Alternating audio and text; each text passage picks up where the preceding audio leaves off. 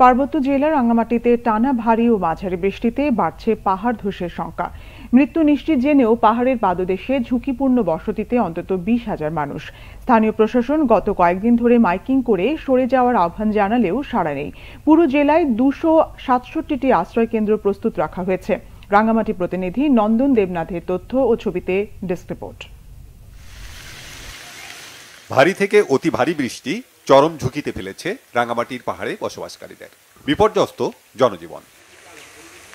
মৃত্যু নিশ্চিত জেনেও পাহাড়ের ঝুঁকিপূর্ণ বসতিতে আছে অন্তত 20,000 মানুষ। দুর্যোগপূর্ণ আবহাওয়ায় পাহাড়ি এলাকায় ভূমিধস সহ যাবতীয় ক্ষতি এড়াতে পাহাড়ের ঢালে বসবাসকারীদের মাইকিং করে সচেতন করা হচ্ছে।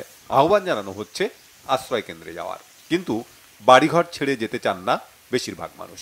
আমরা তো ঝুঁকিপূর্ণ আছি, কিন্তু বেশি যদি হয় বৃষ্টি পরে তারপর আশ্রয় কেন্দ্রে যাবো। আর রূপনগর আছে, তারপরে এই সাইডের নতুন যে রাস্তা হয়েছে ওখানে কিন্তু পাহাড়ের সাইডে সাইডে বাসা, পাহাড় কাইটা ঘর করছে, ওখানে ঝুঁকিপূর্ণ বেশি। আর মাটি নরম হয়ে যাবে, মাটি যদি নরম হয়ে যায় সেই ক্ষেত্রে পাহাড় ধসের সম্ভাবনা আছে। ইতিমধ্যে জেলা প্রশাসন থেকে আমাদেরকে নির্দেশনা দিয়েছে আমরা যাতে করি আপনার ওই অতিরিক্ত বৃষ্টি হলে মানুষজনকে যাতে আশ্রয় কেন্দ্রে নিয়ে আসি, সেই জন্য আমরা এলাকাবাসী প্রস্তুত। আমরা যে এখানে যে পোলাপান আছে আমরা নিয়ে সবকিছু নামাই, আমরা বিএমএ আশ্রয় কেন্দ্র দেওয়া হয়েছে, তো ওখানে পরিষেবা থেকে জেলা পরিষদ থেকে মানে সব জায়গায় বলছে ওখানে নেওয়ার জন্য, আমরা সবাই প্রস্তুত আছি ওখানে যাওয়ার জন্য। ভারী বৃষ্টি, এখানে মাটিগুলো বালু মাটি, সেক্ষেত্রে ভূমিধসের কিছু আশঙ্কা থেকে যায়। তারপরে আমরা সবসময় সতর্ক থাকি, অবস্থার অবনতি দেখি আমরা আশ্রয় কেন্দ্রে চলে যাব।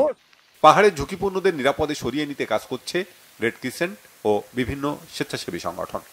ঝুঁকিপূর্ণ যে এলাকাগুলো আছে সেই এলাকাগুলোতে আমরা অলরেডি মাইকিং কার্যক্রম চলমান রেখেছি। পাশাপাশি যারা ঝুঁকিপূর্ণ অবস্থায় বসবাস করছে তাদেরকে আমরা আশ্রয় কেন্দ্রে যাওয়ার জন্য আহ্বান জানাচ্ছি। আমরা চেষ্টা করছি যারা ঝুঁকিপূর্ণ অবস্থায় অবস্থান করছেন তাদেরকে আশ্রয় কেন্দ্রে নিয়ে যাওয়ার জন্য।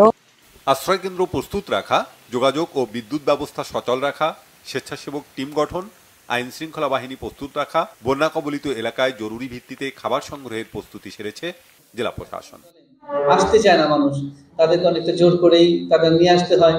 আবার নিয়ে আসলে আবার পালিয়ে অনেক সময় চলে যায়, তারা যেন পালিয়ে যেতে না পারে। গতবার আমরা সেখানে পুলিশ রেখেছিলাম, একেবারে পূর্ণ প্রস্তুতি আমাদের আছে এবং ইউনোদেরকে আমরা সেইভাবে নির্দেশনা দিয়েছি তারা যেন একদম পূর্ণ প্রস্তুতি রাখে। কোথাও কোনো যদি এই ধরনের কোনো দুর্ঘটনা ঘটে যেন দ্রুত আমরা সেটিকে অ্যাড্রেস করতে পারি। 2017 সালের 13 জুনে রাঙ্গামাটিতে ভয়াবহ পাহাড় ধসের ঘটনায় 5 সেনা সদস্য সহ প্রাণ যায় 120 জনের। পরের বছর 2018 সালে নানিয়ারচরে 12 জুন পাহাড় ধসে মৃত্যু হয় আরও 11 জনের। এমন ঘটনার পুনরাবৃত্তি ঠেকাতে তৎপরতা বাড়িয়েছে প্রশাসন। Bangla vision news desk.